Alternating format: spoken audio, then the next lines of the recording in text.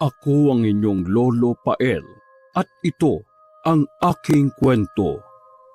Ang mga magnanakaw. Mula nang makatakas sa bahay ampunan ng binatang si Rico, natutunan na niyang pasukin ang isa sa pinakamaruming trabaho. Yun ay walang iba kundi ang pagnanakaw. Halos 2 taon na rin niyang ginagawa yon. Naging bihasa na lang din siya sa ganoong gawain. Kaya naman mas malakas pa siyang kumita kumpara sa mga nagtatrabaho sa opisina. May daan sa likuran ng mansyon na kung saan wala nang nagbabantay doon. Wala kasing ibang nakakaalam ng daan na yon kundi yung pamilya lang nila. Since umalis ang buong pamilya nila, mas madali lang natin mapapasok ang mansyon. Nasa tapat lang ang mga bantay at yung operating room ng CCTV malapit sa kusina. Sa parting yon, isa lang ang CCTV na nandun. Makipot kasi ang daan doon. Yun lang ang problema natin.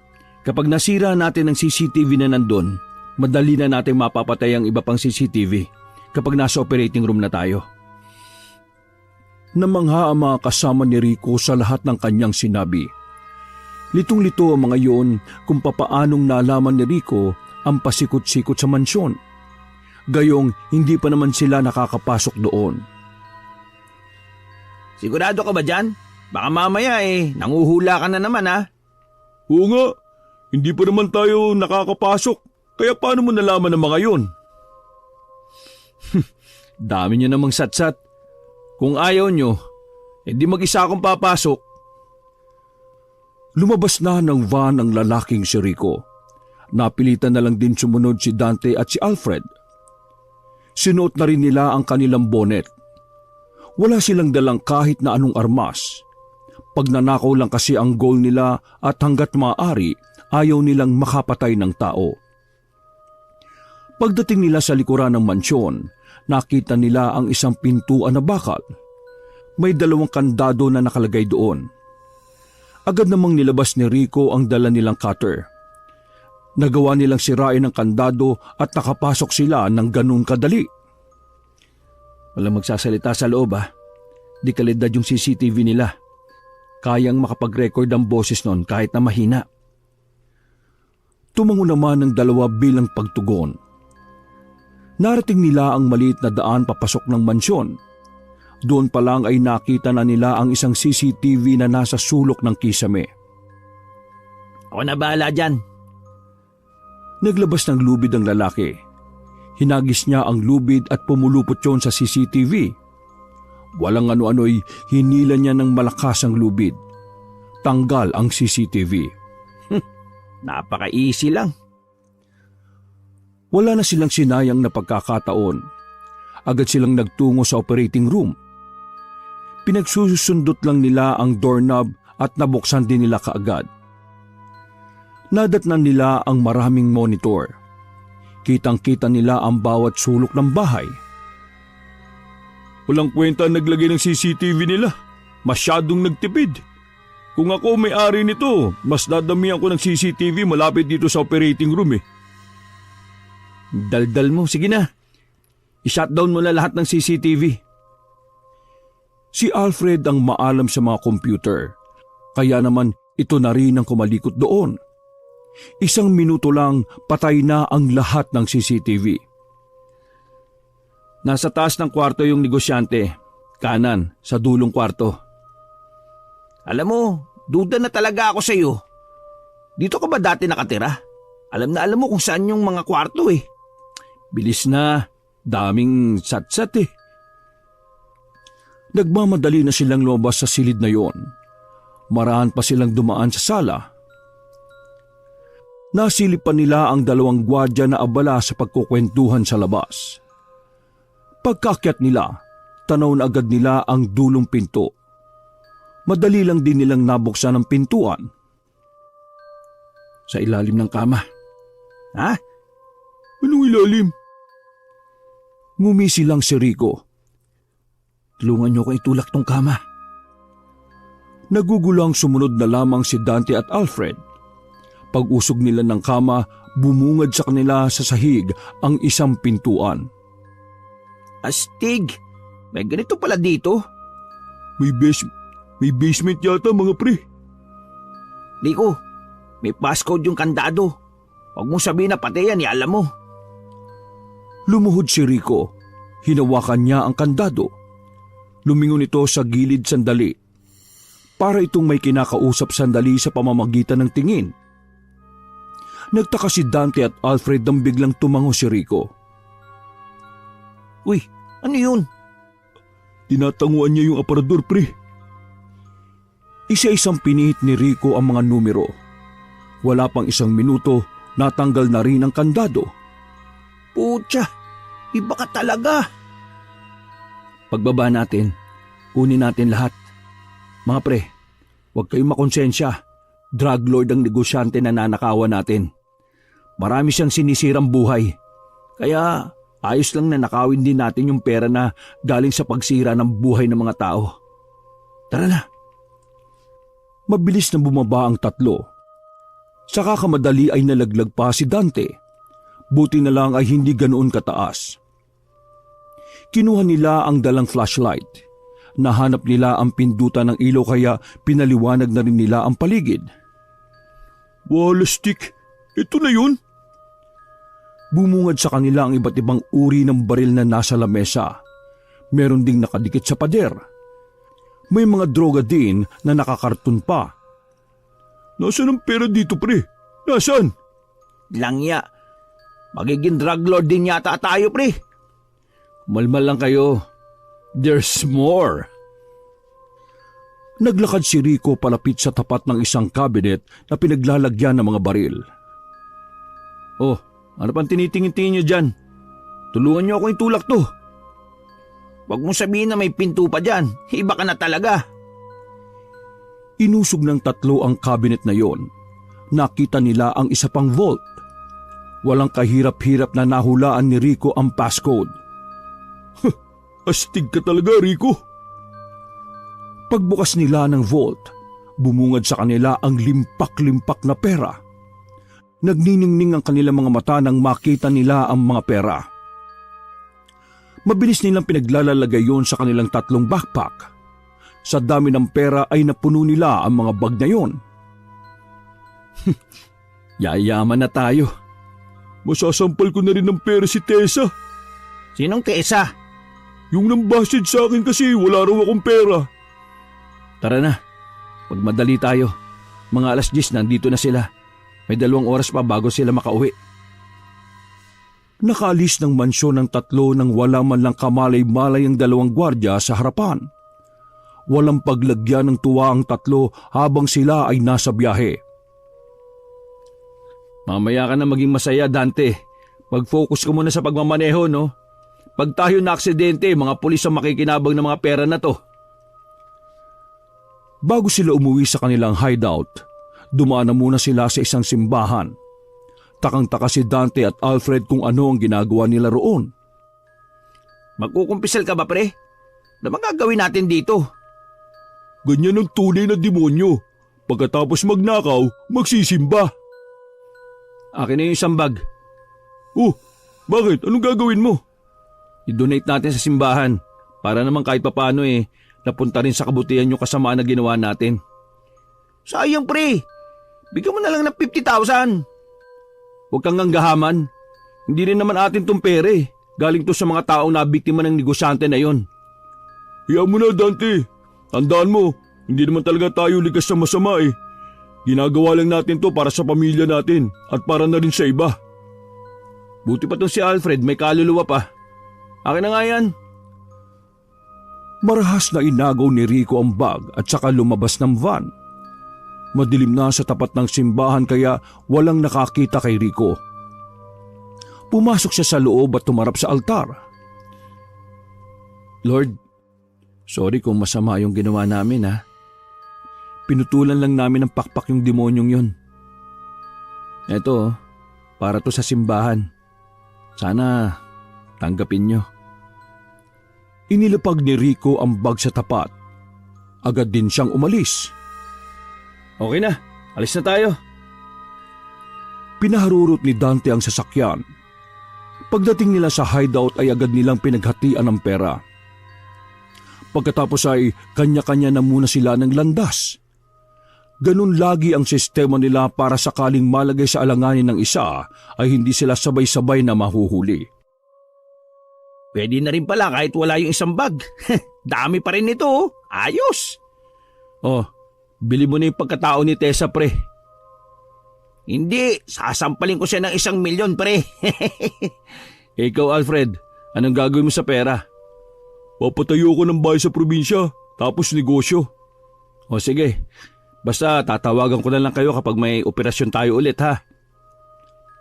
Pinaandar na rin ni Dante ang sasakyan at naiwan ng mag-isa si Rico sa lumang warehouse na yon. Huminga ng malalim si Rico. Paglingon niya sa likuran, nakita niya ang isang matandang duguan at wasak ang kalahating muka. Nakangiti yun sa kanya. Maraming salamat sa tulong mo, ha.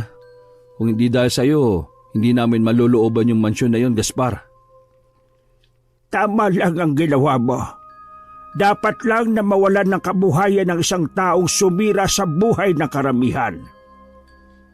Si Gaspar ay isang multo. Tama, isa siyang multo na nakikita ng malinaw ni Rico. Bata pa lang si Rico ay bukas na ang kanyang third eye. Noon pa lang ay na-expose na siya sa mga paranormal na bagay. Pagkarating niya ng high school ay nasanay na lang din siya. Hindi na siya gaanong natatakot sa mga kaluluwang nakikita niya sa paligid. Sa halip, ginagamit niya pa ang mga kaluluwang yon para sa kanyang pansariling interes. Kagaya na lamang ng pagnanakaw. Nang tuluyan ng magbinata at namulat sa hirap ng buhay, normal na lang para kay Rico na makakita ng mga kaluluwa. Parte na ng kanyang buhay ang mga yon.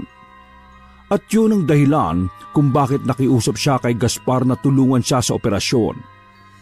Dahil si Gaspar ay dating tauhan ni Mr. Galvez, ang negosyanteng ninakawan nila. Marami itong alam sa mansyon. Ito rin ang tinuturing na kanang kamay ni Galvez. Sobrang laki ng tiwala ng negosyante kay Gaspar, kaya halos lahat ng lihim ni Galvez ay alam ni Gaspar. Parang ito na rin kasi ang naging kanang kamay ng negosyante. Kaso nga lang, pinapatay si Gaspar ng negosyante nang tangkain itong tumiwalag sa samahan. O sige na, makakapagpahinga ka na. Tapos na ang misyon mo rito sa mundong ito. Naglakad na ang matandang multo patungo sa dilim. Unti-unti na rin yung nilamon ng kadiliman at saka kalaunan ay naglaho na rin. Huminga na lamang ng malalim si Rico. Nakaramdam siya ng lungkot. Hanggang sa puntong yun kasi, hindi pa rin nabibigyan ng hustisya ang pagkamatay ni Gaspar. Huwag ka mag-alala, Gaspar. Naipadala ko na rin ang lahat ng ebidensya na nakuha namin sa CCTV. Hindi magtatagal, makukulong na rin ang demonyong yon. Umuwi na lamang si Rico sa kanyang bahay sa Tondo. Maliit lang ang bahay niya roon. Hindi halatang marami siyang pera. Inilapag ni Rico ang bag na may limpak-limpak na pera. Humiga kaagad siya sa kama at napatingin siya sa larawang nakapatong sa gilid ng kama. Nakita niya roon ang dating kasintahan na namayapa na rin. Yesha, kung nasan ka man naroroon, gusto ko lang sabihin, hindi ako tumitigil na ibigay ang hustisya na para sa iyo.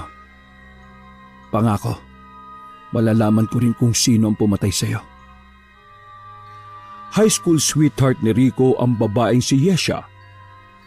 Maraming taon na rin nang mawala ang babae. Sa bagal ng sistema ng hustisya sa Pilipinas, hindi pa rin makilala kung sino ang gumahasa at pumatay sa babae. Ang hindi lang maintindihan ni Rico ay kung bakit hindi man lang nagpapakita sa kanya ang babae. Samantalang halos lahat naman ng kaluluwa ay nakakausap niya. Magpakita ka naman sa akin. Sabihin mo kung sinong pumatay sa iyo at pangako, igaganti kita sa kanila. Naramdaman na lamang ni Rico ang pagpatak ng kanyang mga luha. Mula noon kasi, hindi na tumingin pa si Rico sa ibang babae. Tanging si Yesha lamang ang laman ng kanyang puso. Kahit anong gawin niya, hindi niya magawang kalimutan ang babae. Umalis ng bahay si Rico. Papunta siya sa isang kondominium para tumingin ng mga unit. Naisipan niya kasing bumili ng sarili niyang unit dahil masyado na ring maraming nakakakilala sa kanya sa Tondo bilang isang tao na may maruming gawain. Hindi siya pwedeng makihalubilo sa kung sino-sino. Pumasok si Rico sa elevator. Kasama niya ang isang babae mag-a-assist sa kanya. Pinindot ng babae ang ikapitong palapag ng gusali. Sigurado ako magugustuhan niyo ang mga unit namin dito, sir. Ganun ba? Sana nga. Kayo lang ba mag-isa, sir? May nakita ka bang ibang kasama ko? Wala po. I mean, wala kayong kasamang titira sa unit? Malaki po yun. Bakit mo ba inaalam? Gusto mo ba ikaw na lang? Ang alin po? Samahan mo kung tumira sa unit na makukuha ko. Naku, sir. Palabiro po pala kayo. Madaldal ka kasi. Naiirita ako sa madadaldal. Ay, pasensya na, sir. Kasama kasi sa trabaho namin na ma-entertain ng kliyente. Ayaw ko ng entertainment. Gusto kong malungkot lang ang buhay ko. Napangangan na lang ang babae at saka bumukas na rin ang elevator. Naglakad silang dalawa at huminto sa room 213. Binuksan naman kagad yun ng babae at saka sabay na rin silang pumasok. Napatigil si Rico nang may maramdamang kagad siyang mabigat na presensya sa silid. Pagtingin ni Rico sa gilid ng cabinet, nakita niya ang isang lalaki. Puti na ang mga buhok pero malakas pa naman. Sigurado agad si Rico na yon ay isang kaluluwa. Masama ang tingin na matanda sa babae. Hindi yun maintindihan ni Rico nung una.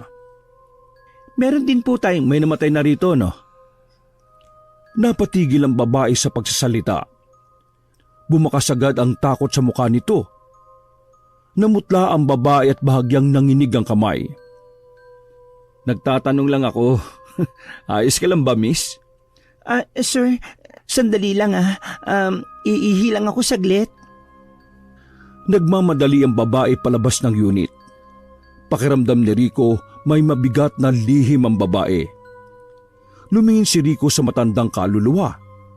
Naging maaliwala sa mukha nito nang mawala ang babae.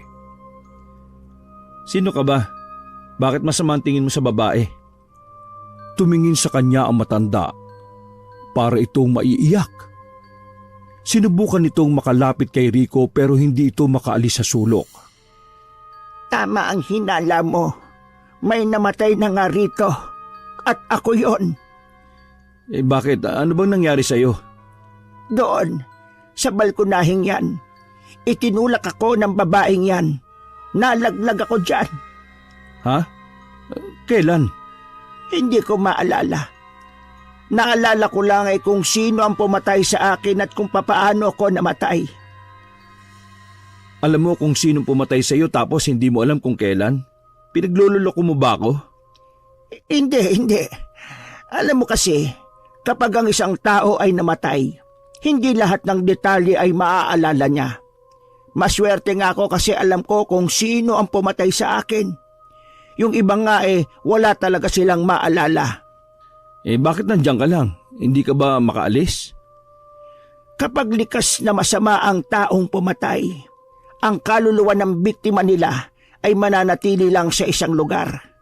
Dahil yon sa negatibong enerhiya na daladala nila. Sira ulong kaluluwa pala ito ano yung iba? Yung ibang multo na nakakasunod sa pumatay sa kanila? Kung ganon, ibig sabihin, mahina ang loob ng pumatay, kaya nakakaroon ng kakayahan ng isang kaluluwa na makaalis sa kinalalagyan niya.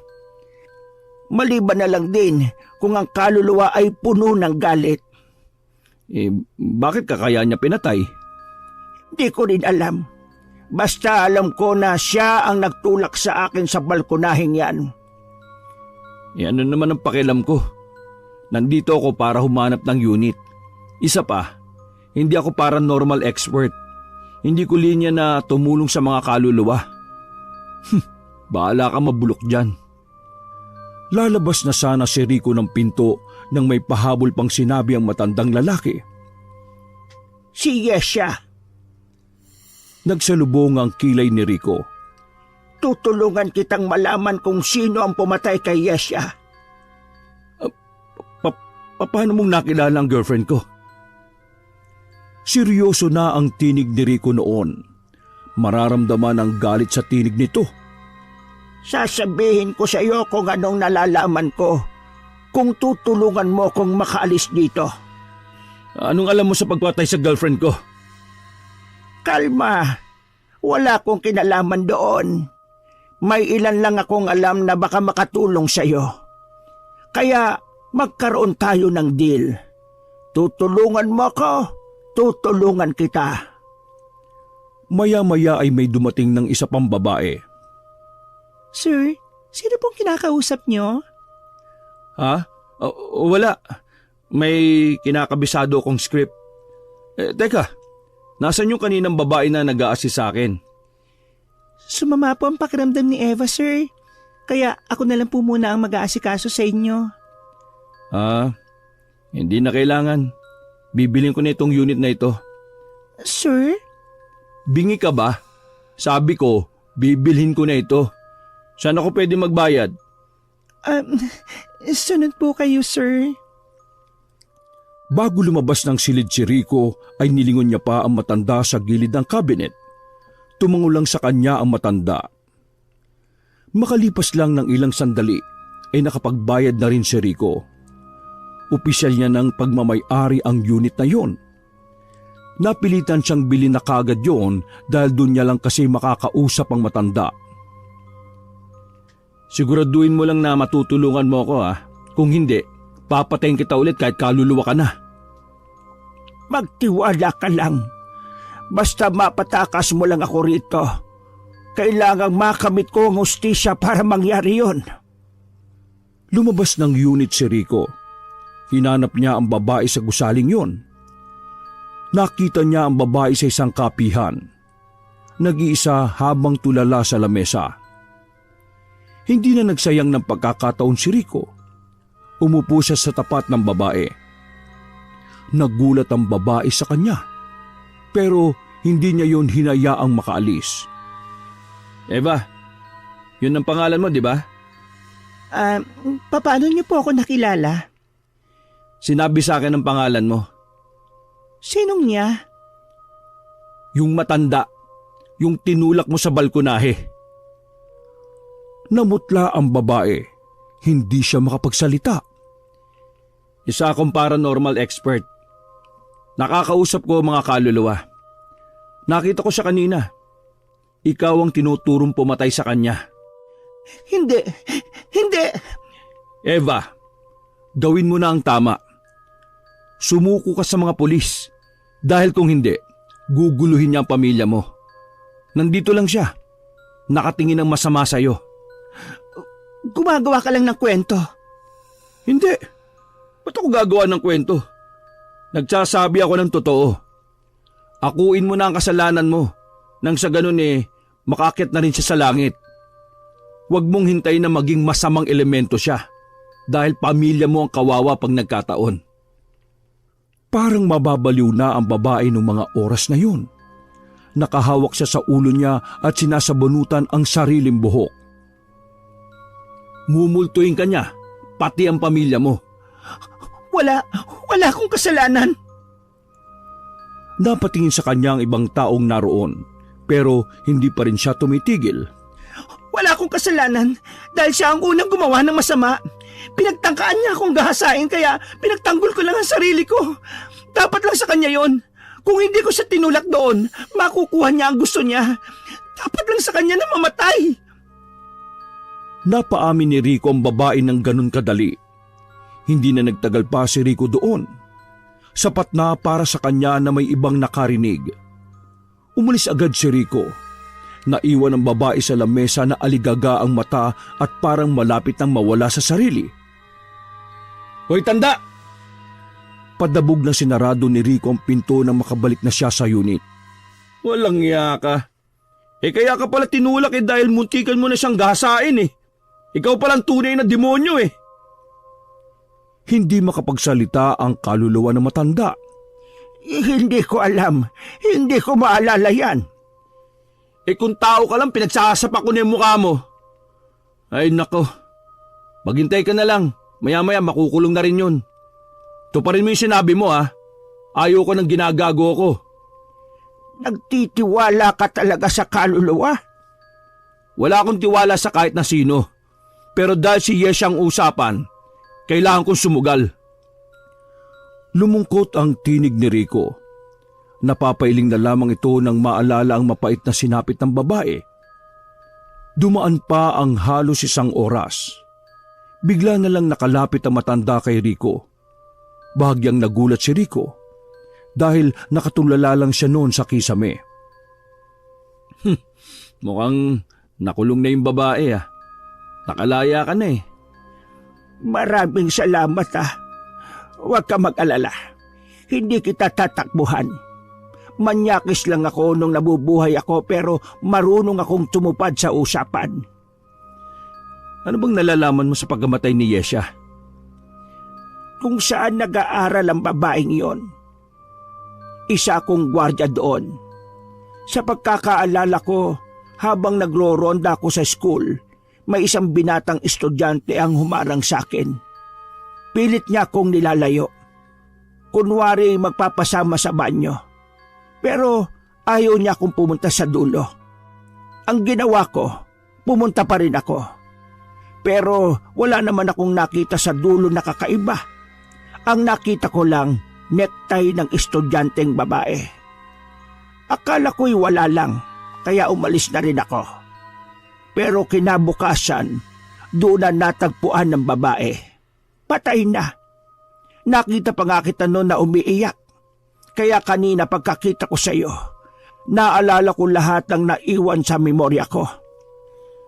Wala ka bang naalala mukha? Wala.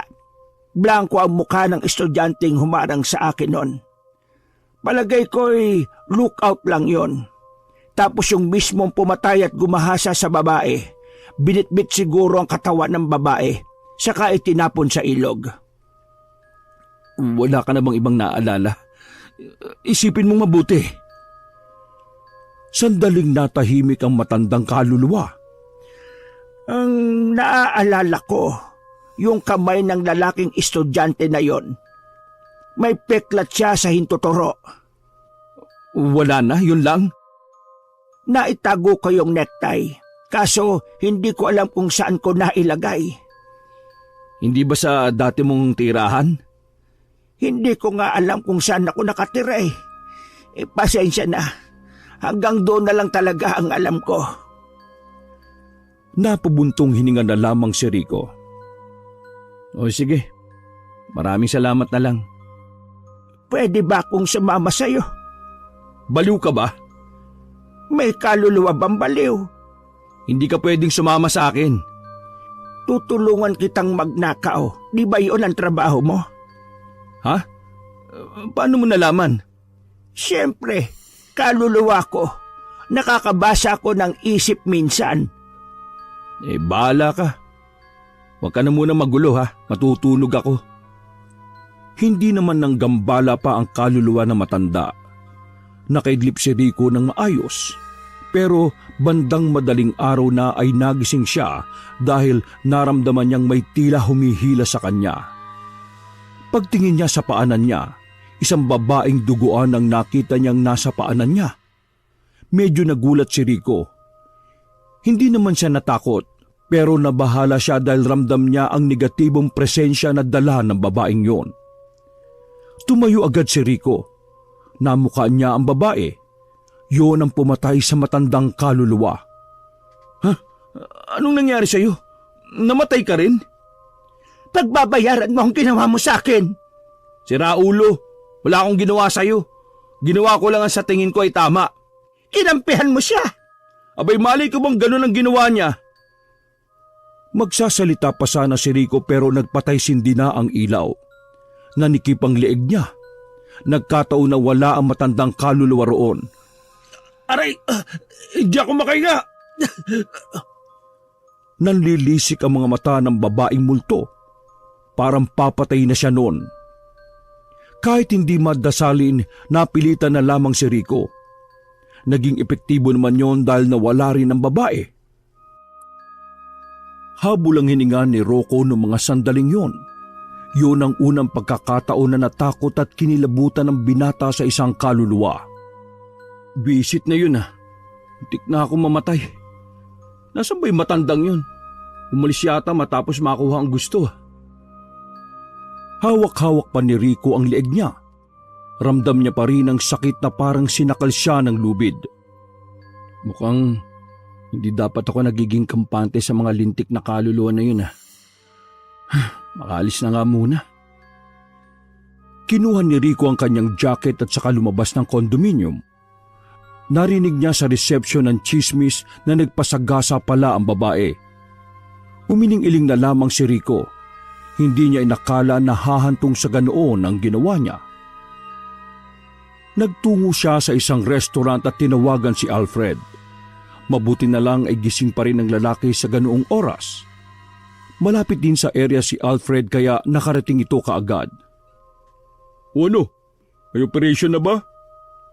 Bakit wala si Dante? Wala pa tayong operation.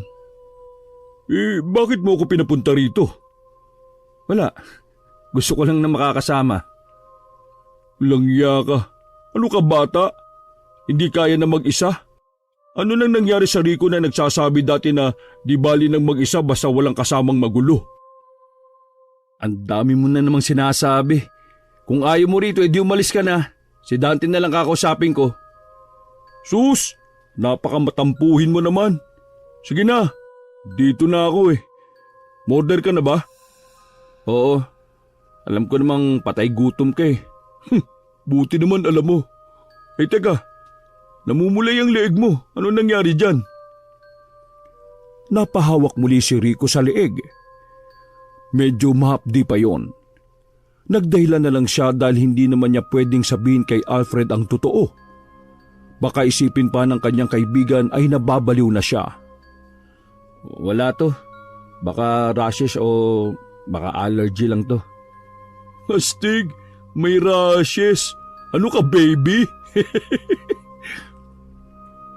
Dumating na ang pagkain nila. Nilantakan kaagad yun ni Alfred.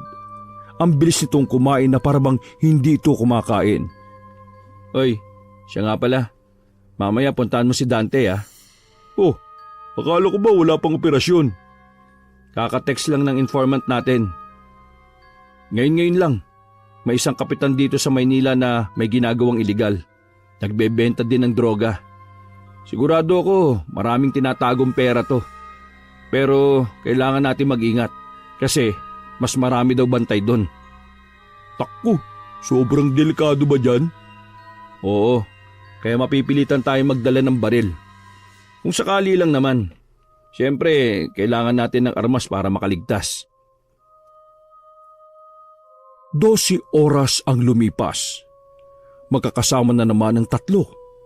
Naihanda na kagad nila ang lahat ng plano. Ganun kabilis magtrabaho ang tatlo. Bago sila umalis, nagpaalam muna si Rico para magpunta sa banyo. Pagpunta niya roon ay agad niyang kinausap ang matandang kaluluwa na bigla na lang ding lumitaw. Oh, saan ka ba nagpupunta? Muntikan na ako mamatay kaninang madaling araw ah. Sinubukan kong hanapin ang bahay ko pero hindi ako nagtagumpay. Oh, Shasha, sumama ka na lang sa akin, tulungan mo ako. Isa ang kapupunta. Magtatrabaho. May nanakawin ka no? Malamang, yun ang gawain ko eh. Sumama ka na sa amin. Huwag ka lang makulit ah. Ang gagawin mo lang, kakabisaduhin mo yung bahay na papasukin namin. Sasabihin mo sa akin kung saan parte ng bahay yung may mga bantay at delikado. Sige, gagawin ko ang makakaya ko. Sana lahat ng multo kagaya mo, no? Maaasahan. Lalabas na sana si Rico nang biglang nakita niyang nasa pinto na pala si Alfred. O pre, sino kausap mo? Multo?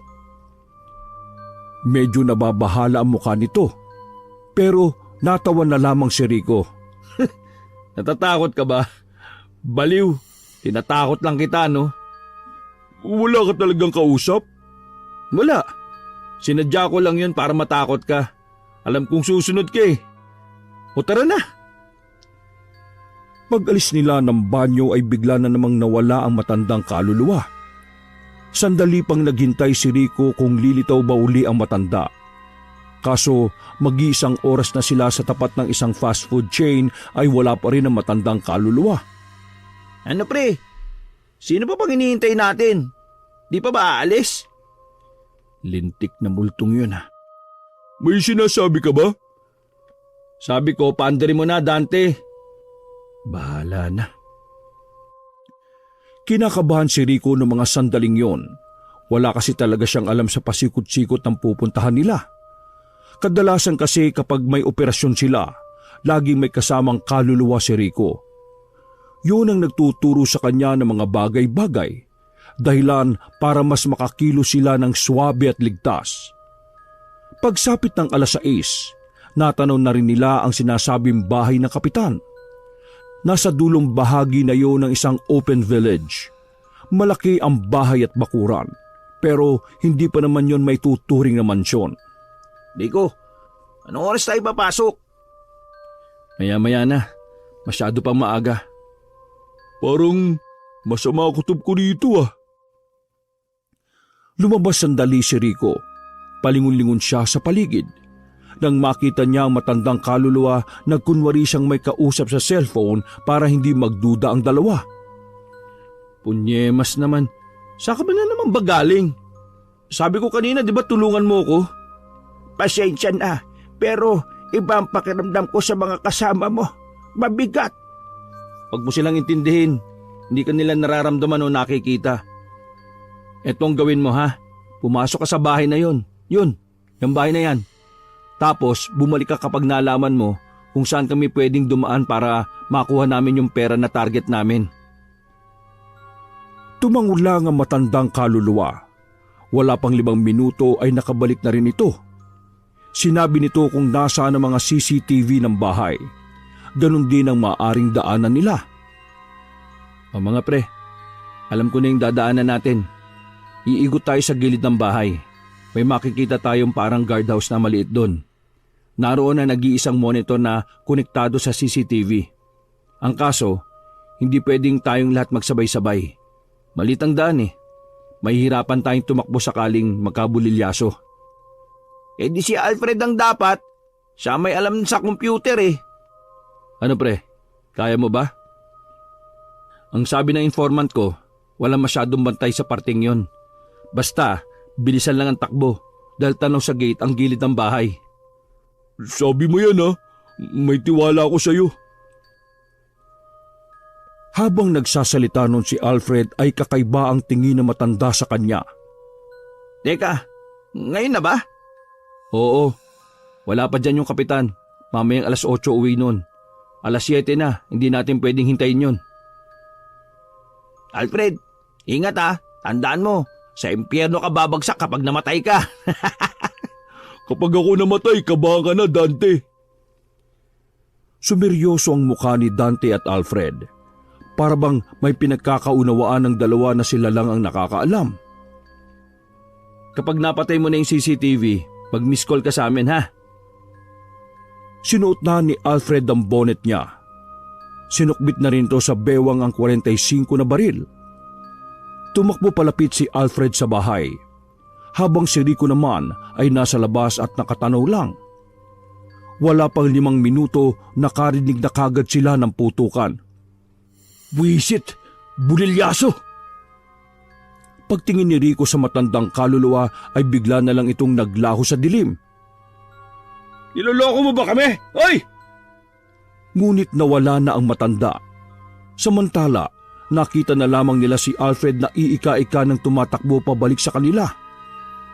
Dante, bilis! Sumakay si Rico sa van.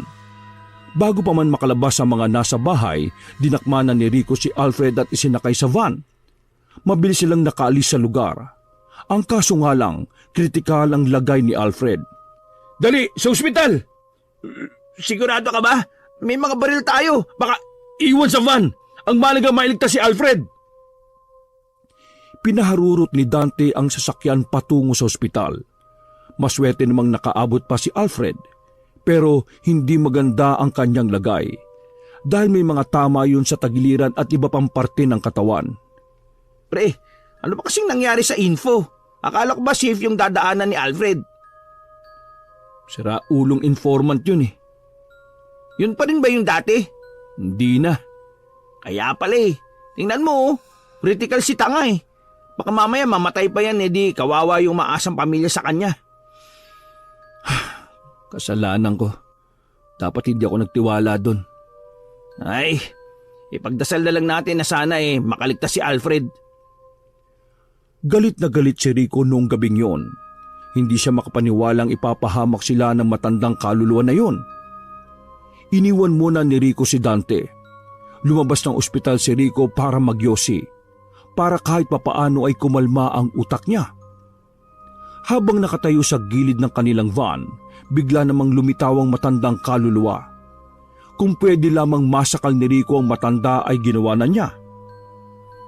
Kapal ng mukha mo magpakita pa sa akin. Kung alam ko lang na sira ulo ka, di sana hinayaan na kita dun sa unit na yon habang buhay. Makinig ka, Hindi ako maniniwala sa sasabihin mo. Yung kaibigan ko nilagay mo sa alanganin. Nandamay ka pa. Ikaw patay ka na, kaluluwa ka na lang. Sana hindi ka na nandamay pa kasi kami buhay pa. yung kaibigan mo na Huwag ka na magsalita, pakiusap lang. At pwede ba, umalis ka na? Umakyat ka na sa langit o kung saan ka pupunta.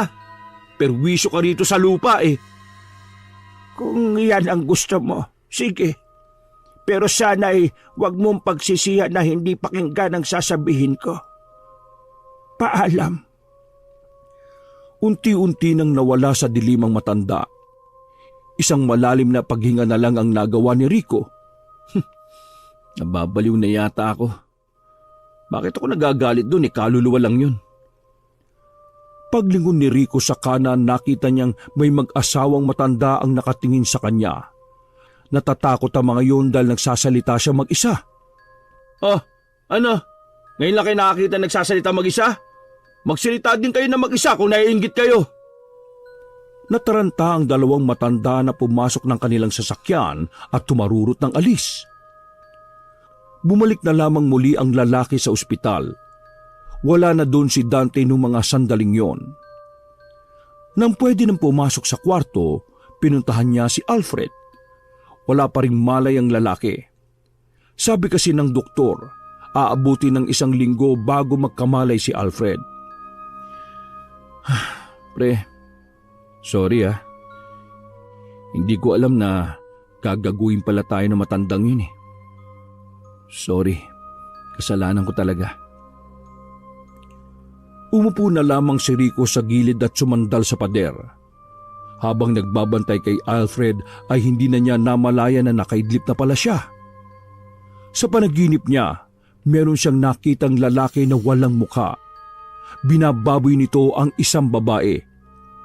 Pagsilip niya sa mukha ng babae ay ang kasintahan niya yung si Yesha. Tinatawag siya ng babae. Habang nasa ibabaw nito ang isang lalaking hayok na hayok sa laman. Wag! Nagising si Rico ng hingal na hingal. Nasa harapan na niya si Dante. Nakangiti at natatawa pa. Anong wag? Nakakalabit lang kita Lipat ka na sa kabilang kama habang wala pang pasyente. Sama ng panaginip ko. Buisit. Bakit? Ano ba yun? Basta. Ano, kararating mo lang ba? Oo, kararating ko lang. Pero kanina ka pa daw tulog Oo, 1 oras na yata. Okay, kain ka muna. May dala akong pagkain. Ako na muna magbabantay kay Alfred. Matulog ka na muna. Salamat Pero magbabanyo muna ako. Lumabas si Rico at nagtungo sa banyo. Habang umiihi siya, naririnig niya ang mga boses kahit wala naman siyang kasama doon. Iisa lang ang sinasabi ng mga yon. Huwag kang magtiwala sa kanya. Huwag kang magtiwala sa kanya. Huwag kang magtiwala. Tila ba mabibingi na si Rico sa mga boses na kanyang paulit-ulit na naririnig. Rinding-rindi na ang binata. Kahit natakpan niya ang kanyang tenga ay tila tumatagos pa rin yun. Pwede ba? Kung may sasabihin kayo, isa-isa lang. Biglang may pumasok na ibang tao. Takang-taka at gulat na gulat sa kanya. Hindi na lamang pinansin yun ni Rico at nagmamadali na siyang makalabas ng banyo. Pakiramdam ni Rico ay mababaliw siya kapag nasa ospital siya. Mas maraming kaluluwa kasi ang nakikita niya roon. Pagbalik niya sa kanyang unit ay agad niyang isinara ang pinto. Sumiksik siya sa sulok ng kanyang kama. Tinatakpan niya lang ang kanyang tenga habang nakapikit ang mga mata.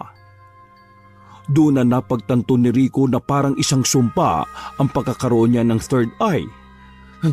Ayaw ko na! Ayaw ko na!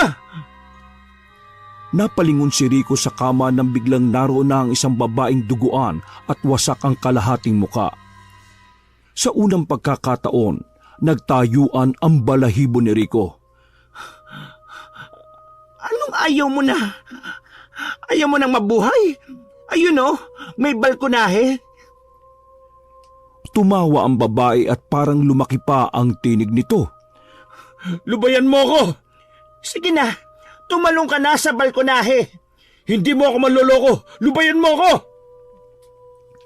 Mga ilang sandali lang ay boses naman ng isang lalaki ang kanyang narinig sa pintuan. Sir, ayos lang po ba kayo? Bakit po kayo nagsasalita mag-isa? Hindi! Wala akong kausap! Parang mababaliw na si Rico ng mga sandaling yon. Takang-taka naman sa kanya ang roomboy na lalaki. Tumakbo siya palabas ng silid. Aligaga ang mga mata.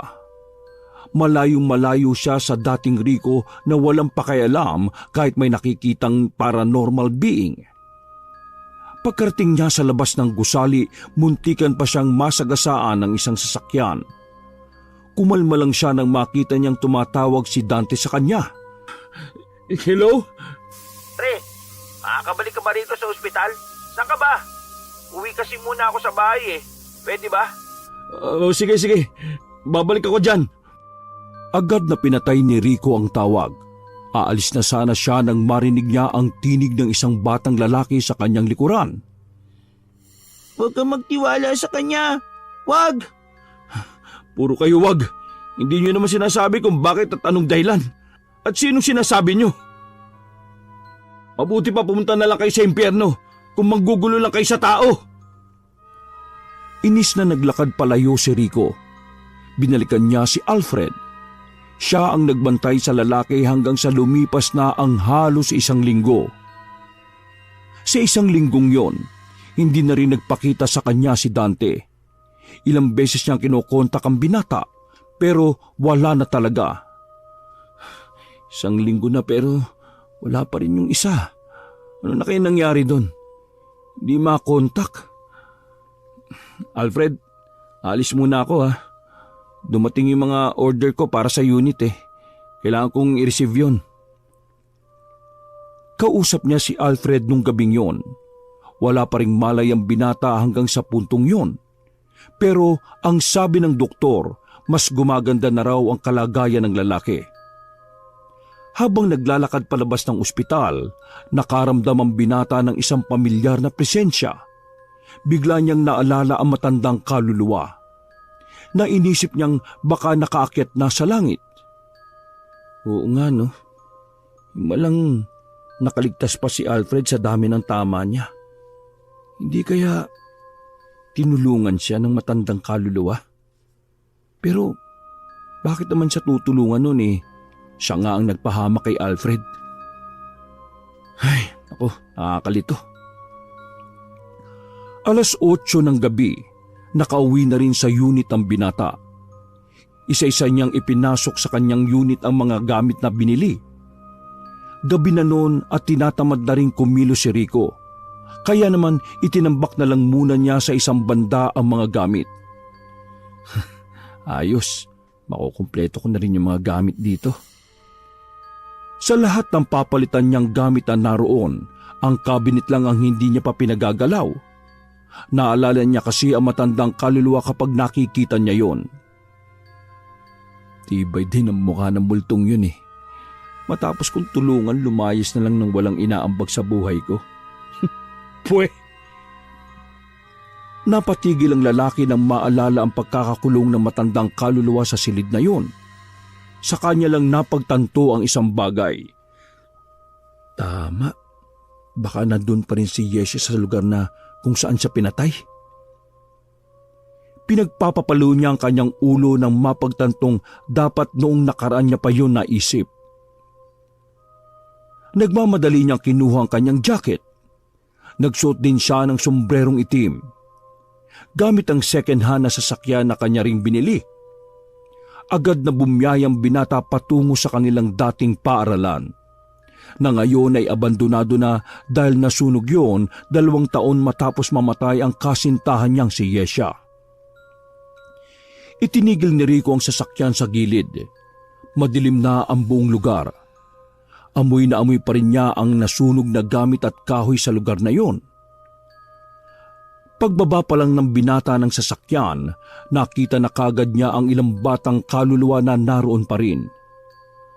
Oo nga pala, elementary at high school nga pala yung school namin.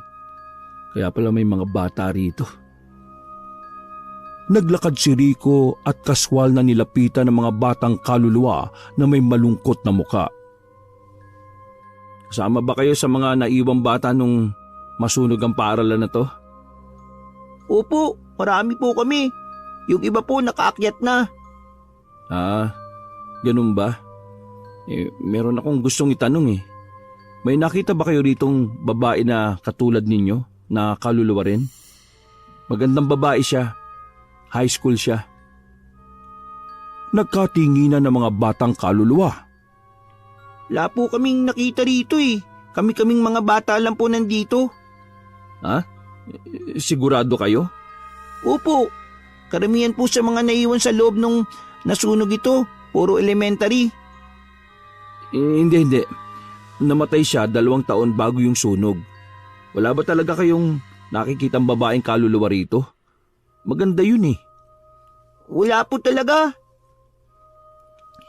Hindi naniniwala si Rico sa sinasabi ng mga bata. Kaya naman nagmamadali niyang nilibot ang buong paaralan. Kahit madilim ay wala na siyang pakialam. Kahit marami siyang nakakasalubong na multo ay hindi na niya yun pinapansin. Pero makalipas lang ang halos 15 minutos, wala naman siyang nakitang kaluluwa ng babaeng si Yesha. Hindi pwede. Nandito lang yun. Dito lang siya pwedeng makulong. Umupo siya sa bitak na bato at sandaling napaisip. Tama, sa ilog. Walang sinayang na pagkakataon si Rico. Kahit muntik-muntikan pang madapa ay tumakbo siya patungo sa ilog na ilang metro lang ang distansya sa paaralan. Yesha! Nandiyan ka ba? Yesha! Ako ito! Si Rico! Sumigaw siya sa ilog pero isang malamig na hangin lamang ang tumugon sa kanya. Walang nagpakitang kaluluwa ng babae. Magpakita ka! Sabi mo sa akin kung sino man ang pumatay sa iyo! Napaupo na lamang ang binata sa gilid nang wala namang nangyayari sa ginagawa niya. Miss na kita eh. Magpakita ka naman. Naiyak na lamang si Rico. Natigil lang yun nang maramdaman niyang may kasama na siya roon. Pagtingin niya ay ang matandang kaluluwa pala yun. Kung hindi mo siya makita rito, ibig sabihin hindi siya rito pinatay. Paano mangyayari yun? Dito nga siya nakitang patay, di ba? Tsaka teka nga, saan ka ba galing? Akala ko umakyat ka na sa langit eh. Hindi pa ako nakakaakyat. Palagay ko ay hindi pa tapos ang misyon ko rito. Kaya ka nga namatay kasi tapos ng papel mo sa mundo eh. May misyon na mga kaluluwa bago sila umakyat. Kapag nagawa na nila yon, maaari na silang mawala. Sa tingin ko, kailangan pa kitang tulungan na makamit ang hustisya. Sabihin mo nga sa akin, bakit mo pinahamak si Alfred? Sasagot na sana si Rico nang biglang mag-ring ang kanyang cellphone. Pagtingin niya, si Dante pala ang tumatawag. Kagad niyang sinagot ang tawag. Narinig niya ang natatarantang tinig ng lalaki. Rico! Si Alfred! Nanlaki ang mata ni Rico nang marinig yon. Nagmamadali siyang tumakbo pabalik ng sasakyan. Pinaharurot niya ang sasakyan patungo sa ospital. Pagdating niya roon, naabutan niya si Dante na nasa labas. Nakatakip ang palad sa muka at umiiyak. Wala na si Alfred! Gago! Ano nangyari? Sabi ng doktor nagiging maayos ng kalagayan niya. Ewan ko, bigla na lang bumula yung bibig niya eh. Sabi ng doktor, may lumason sa kanya. Rico, natatakot ako. Baka may nakakilala sa atin eh. Baka inuumpisa na ni Mr. Galvez na ipapatay tayong lahat. Huwag ka nga magsalita ng ganyan. Nasaan si Alfred? Kailangan ko makita si Alfred. Pagbukas ni Rico ng pinto ay nakatakip na ng telang puti ang kanilang kaibigan. Natulala na lamang at naiyak na lamang sila. Kinaumagahan. Paano natin ngayon masasabi sa pamilya niya nangyari? Hindi ko rin alam. Ang mahalaga sa ngayon, ipahanap natin ang gumawa sa kanya nito. Ipahanap? Naririnig mo ba sarili mo? Mas lalo nila tayo matitrace kung mag-aanap pa tayo sa kanila. E anong gusto mo? Hayaan na lang natin to. Mamili ka. Mamamatay din tayo o mananahimik muna tayo. Nanahimik sandali si Rico. Alam niyang may punto naman talaga si Dante. Kailangan ko muna umuwi. Mamayang gabi, magkita tayo ulit para dyan sa katawan ni Alfred. Bumalik ka ha. Baka mawala ka na naman ng 1 linggo. Umuwi si Rico sa kanyang condo unit. Hinihintay na lamang nila ang tawag ng funeraria sa araw na yon. Hindi na nila pinaimbestigahan dahil maari silang makilala ng mga pulis kapag ginawa nila yon. Habang mag-isa sa kanyang silid, nilibot niya ng tingin ang kanyang unit. Tanda, nandiyan ka pa ba? Hindi mo pa sinasagot ang tawag ko. Pero walang tumutugon sa kanya. Langya talaga oh. Kung kailan kailangan talaga saka naman nawawala. Buwisit oh. Humiga na lamang si Rico saka nakaidlip. Wala pang 1 oras siyang nakakatulog nang nakita niya ang mukha ng babaeng si Yesha. Umiiyak yun sa kanyang panaginip. Tila ba humihingi sa kanya ng tulong. Sinubukan niyang kausapin ang babae pero bigla na itong naglaho sa dilim. Hingal na naman si Rico nang magising siya. Pagtingin niya sa bintana ay tirik na ang araw. Nakaramdam na rin siya ng gutom. Hindi na naman yata magpaparamdam si Dante ah. Bisit na yun. Baka ako birahin ng pamilya ni Alfred eh. Bumangon na lamang si Rico at pumunta sa banyo. Rico! Napalingon si Rico sa likod habang siya ay naliligo. Bisit ka. Naliligo ako. Bakit nandito? Kailangan mo na itong malaman. Makinig ka sa akin. Ano ba kasi yun? Pwede bang mamaya na? Wala ng oras. Mapapahamak ka kapag hindi mo ito nalaman ngayon, Rico. Ano ba? Si Dante ang gumahasa sa kasintahan mo. Natamimi si Rico sa kanyang narinig. Sobra siyang nagulat. Hindi niya maisip na makakayanang gawin yun ng kanyang matagal ng kaibigan. Si Dante at Alfred ang magkasama nung ginahasa nila ang kasintahan mo. Naalala ko na. Si Alfred ang naging lookout ni Dante. Si Dante rin ang naglason kay Alfred sa ospital. Ginawa niya yon para hindi na yon makapagsumbong sa iyo. Ano bang pinagsasabi mo? Sira ulo ka ba? Sa tingin mo maniniwala pa ako? Ikaw nga nagpahama kay Alfred eh. Ikaw ang dahilan kung bakit siya namatay. Tapos ngayon sasabihin mo na silang dalawa ang salarin? Matagal ko na silang kaibigan. Magkaklase pa lang kami Kilala ko na mga ugali nila. Kaya napaka-imposible na sila ang gagawa nun kay Yesya. Pwede ba wag mong lasunin ang utak ko? Hindi na ako maniniwala sa mga sasabihin mo. Marahil nga kilala mo sila, pero hindi mo alam ang tunay na pagkatao nila. Lalong-lalo na si Dante. Rico, maniwala ka sa akin.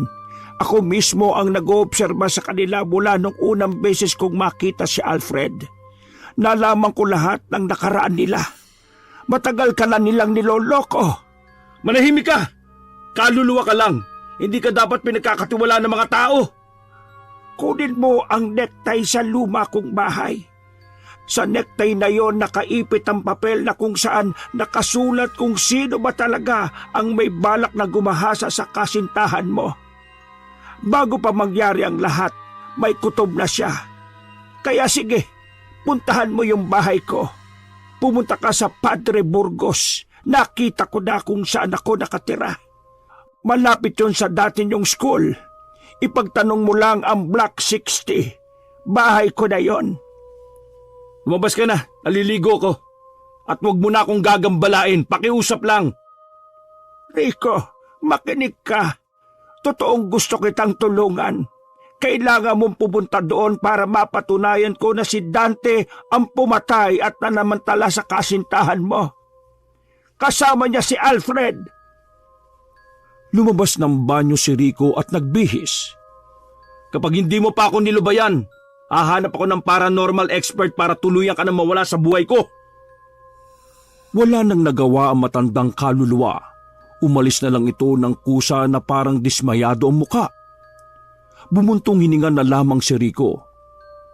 Sa kabila ng kanyang utak ay pinagsisisihan na niya kung bakit nakabukas ang kanyang third eye. Taka lang niya naramdaman ng masamang epekto nito sa kanya. Sumapit ang gabi, tumawag na ang punerarya kay Rico. Pero dahil naroon ang pamilya ni Alfred ay hindi siya sumipot. Makailang ulit na rin niyang tinatawagan si Dante, pero sa kasamaang palad, hindi yun sumasagot sa kanya. Visit naman na Dante to. Ako mayayari nito sa angkan ni Alfred nung sasabihin ko. Ay nako, visit. Nasa gilid ng kalsada si Rico noong mga sandaling yon. Wala siyang dalang sasakyan dahil nasira ang makina nito. Tatawag na sana ang binata nang may biglang may malamig at maliit na kamay na humawak sa kanya. Pagtingin niya ay isa yung bata. Nasa palagay ni Rico, nasa edad 7 taon pa lamang. Oh, isa ka pa. Tigilan mo nga ako. Wala akong panahon makipaglaro o makipag-usap sa batang kaluluwa na Kaibigan ko po si Kuya Dante. Teka, paano mo nakilala si Dante? Kilala ko po si Kuya Dante. Sino ka ba? Nagtingi na ang ibang tao na dumadaan sa sidewalk kaya medyo nahihiya na rin si Rico. Tingi ka ba? Sino ka nga? Lumungkot ang mukha ng bata habang nakatingin sa kanya. Ako po ang nakakita sa ginawa ni Kuya Dante sa babae. Dito na naging seryoso para kay Rico ang lahat. Napalunok siya ng laway dahil sa kaba. Hindi ako nakikipagbiruan ha. Umayos kang bata ka. Totoo po ang sinasabi ko.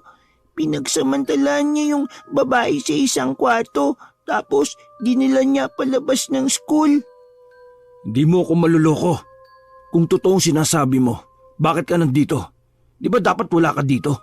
Dapat nandun ka sa lugar kung saan ka pinatay? Nakatakas na ako sa pagkakakulong, kuya. Kasi wala na po si Kuya Alfred eh. Si Kuya Alfred po kasi ang pumatay sa akin. Sa hindi malamang dahilan, nagtayuan ang mga balahibo ni Rico. Nakaramdam siya ng panlalamig. Hindi dahil sa presensya ng bata kundi dahil sa kakaibang kilabot na kanyang nararamdaman. Maniwala ka sa akin. Nakita ko si Kuya Dante. Siya ang nagsamantala sa babae.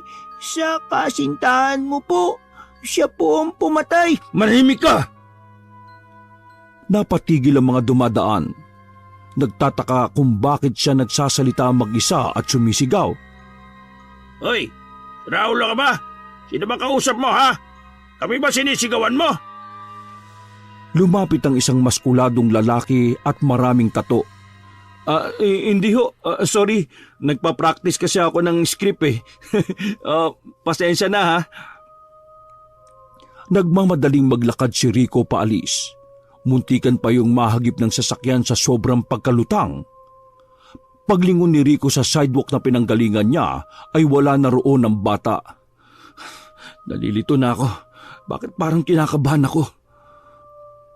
Para makalimot pansamantala sa mga naiisip, nagpunta na lang muna si Rico sa isang bar. May alam siyang bar na bukas kapag umaga. Mag-isa siyang tumungga ng bote habang nanunood sa mga babaeng nagsasayawan. Tumambay lang siya sa lugar na yon dahil sa ingay. Naisip kasi niya na walang manggugulo sa kanyang kaluluwa roon dahil magulo. Mga bandang 6:00 na ng gabi lumabas si Rico. Matino pa ang binata. Hindi naman siya nalasing. Maya-maya pa, nakatanggap ng tawag si Rico mula kay Dante. Agad naman niyang sinagot ang tawag. Pre, yung pamilya ni... Rico, tulong! Pakiusap! Tulungan mo ako! Nanlaki ang mga mata ni Rico. Hindi niya inaasahan na gano'n ang maririnig niya sa kabilang linya. Ha? Ano bang nangyayari sa'yo? Pre, inahabol ako ng mga tauhan ni Mr. Galvez. Oh, nasaan ka? Pupuntahan kita. Nandito ako sa dati nating school. Nakatago lang ako. Kapag lumabas ako, baka mabaril nila ako. Pakiusap! Tulungan mo! Bigla na lang naputol ang tawag. Dahilan para mataranta na si Rico. Papara na sana siya ng sasakyan nang makita niya ang matandang kaluluwa. Malungkot ang mukha ng matanda, pero hindi yung pinansin ni Rico. Rico, huwag kang tumuloy. Mapapahamak ka. Tumingin lang si Rico sa matanda at sumakay na rin sa taxi na huminto. Wala na siyang pakialam. Bulag siya sa ideyang iligtas ang kanyang inaakalang tunay na kaibigan. Mabilis lang ang biyahe. Nakarating kagad si Rico sa dati nilang paaralan na abandonado na. Madilim na sa lugar. Nakita pa nga niya roon ang mga batang kaluluwa.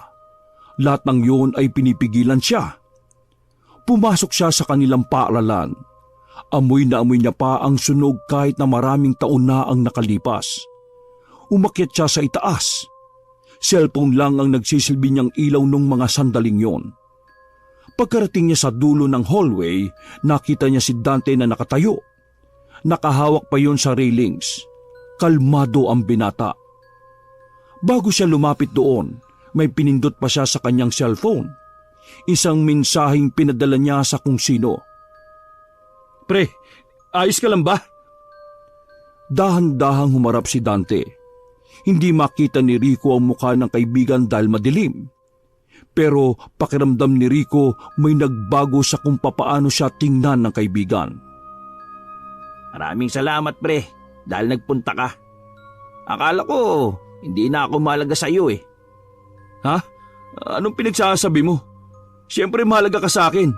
Kaya tara na, bago pa tayo maabutan ng mga sinasabi mong humahabol sa'yo. Pre, pasensya ka na ha. Alam mo kasi, nagkandaleche-leche na ang lahat mula nang mamatay si Alfred eh. Kailangan niya kasi talagang sapitin yon. Kasi kung hindi, mapapahamak ako eh. Ano bang sinasabi mo? Rico, wala ka pa rin bang ideya? Pambihira. Sa tagal nating magkakaibigan eh, nasa akin pa rin talaga ang loyalty ni Alfred. Wala siyang sinasabi sa'yo kahit konti? Hindi kita maintindihan. Ano bang tinutukoy mo? Nagulat na lang siya nang bigla siyang tutukan ng baril ni Dante. Uy, pre, ano bang ginagawa mo? Hindi ako ang kalaban mo. Oo, ako ang pumatay kay Yesya. Ako ang nanamantala sa kanya nung high school pa lang tayo. Gulat ka ba? Nakakagigil kasi si Yesya nun, pre. Sobra. Dante, hindi magandang biro yan. Sa tingin mo ba nagbibiro ako? Gusto mo pang ikwento ko sa iyo ang ginawa ko? Tinulungan ako ni Alfred. Hindi! Hindi yan totoo! Itong totoo, Rico. Ako ang pumatay sa kanya. Pagkatapos binuwat ko siya at sa gilid kami ng ilog dumaan. Ang tanga ko lang, sa likod ng simbahan ko siya tinapon. Kaso, tinangay siya ng ilog sa school Nakita tuloy. Hindi. Kung ganun totoo pala mga sinasabi at pinapahiwatig ng mga kaluluwa. Ikaw nga talaga? Kaluluwang pinagsasabi mo. Buwang ka ba? Mamamatay tao ka. Nasaan ang kaluluwa ni Yesha? Bakit hindi ko siya makita? Nababaliw ka na. Manahimik ka na. Babarilin kita kapag hindi ka na nahimik. Nagulat na lang siya nang biglang lumiwanag. May mga yabag ng paa. Nakita na lang ang mga pulis na nakatutok ang baril sa kanya. Ibaba mo ang hawak mong baril! Parang natuligsa si Dante noon, kaya wala siyang nagawa kundi ang sundin ang sinabi ng pulis. Ang mga pulis na sinabihan ni Rico na tutulong sana kay Dante, ay ang mga pulis din palang huhuli sa kanya. Sa pag-amin niya sa ginawa niyang pagpatay kay Yesha, wala na siyang kawala sa batas. Iyak tawa ang ginawa ni Dante. Para na siyang mababaliw. Dinala na si Dante ng mga pulis. Natuklasan din na si Dante rin ang pumatay kay Alfred para manahimik ito sa krimeng ginawa nila. Samantala, naiwan si Rico sa paaralang yon. Napasandal siya sa nangingitim na pader dahil sa panghihina. Hindi siya makapaniwala na magagawa yun ng tinuturing niyang kaibigan. Puntahan mo siya sa likod ng simbahan. Dahil nahuli na si Dante, ngayon na agad ang akyat niya. Bilis! Hinihintay ka na ng kasintahan mo. Nagangat ng tingin si Rico sa matandang kaluluwa na noong mga sandaling yun ay nakangiti sa kanya. Nagmamadaling tumakbo si Rico patungo sa simbahan. Tumutulo pa ang luha niya habang tinatahak niya ang daan. Pagdating niya roon, nakita niyang unti-unti nang naglalaho sa dilim ang magandang babae. Mahal! Sandali! Nakangiti sa kanya ang babaeng kaluluwa. Maaliwalas na ang mukha. Mahal na mahal kita. Sana maging masaya ka na kung saan ka man pupunta. Napaupo na lamang si Rico sa sahig nang tuluyan ng maglaho ang babae. Walang humpay na iyak ang ginawa niya. Makalipas ang ilang araw, hindi na muli pang nakita ni Rico ang matandang kaluluwa. Ang sabi ng mga bata, umakyat na raw ang matanda at nakatawid na rin. Sa lahat ng mga nangyari, nanatili pa rin ang kakayahan ni Rico na makakita ng mga kaluluwa. Sa katunayan, mas dumami ang mga kaluluwang nangungulit sa kanya. Habang nasa sementeryo sa harap ng puntod ni Yesha, isang batang lalaki ang lumapit kay Rico. Namukhaan niya yon. Ang batang yon ay pinatay din ni Dante noon. Oh, nahuli na si Dante. Bakit hindi ka pa umaakyat? Ilang araw nang mahuli si Kuya Dante. Ngayon lang po nalutas ang kaso ko. Nalaman na rin na siya ang pumatay sa akin. Kaya eto po, aakyat na rin ako ngayon. Bakit nandito ka pa? Dumuhan lang po ako para magpasalamat sa inyo. Kundi dahil sa inyo, hindi kami makakaakyat. Bata, bago ka umakyat, pwede bang humingi ng pabor? Ano pong pabor? Nakita mo itong puntod na ito. Hanapin mo ang pangalan niya kapag naroon ka na. Kapag nahanap mo siya, pakisabi na nasa maayos na akong kalagayan. At kahit kailan hindi ko siya makakalimutan. Habang buhay ko siyang mamahalin. Siya lang ang nasa puso ko. Ay, ang dami naman. Pambihirang multo naman to. Pakisabi na lang sa kanya, mahal ko siya. Ngumiti na ang bata at naglakad na rin palayo. Habang papalayo siya ay unti-unti na rin siyang naglaho sa paningin ni Rico. Napangiti na lang siya noong mga sandaling yon habang hinaplos ang pangalan ni Yesha sa lapida. Kahit papaano ay masaya na siya dahil sa wakas nabigyan na ng hustisya ang pagkamatay ng kanyang kasintahan. Wakas! Ako ang inyong Lolo Pael at ito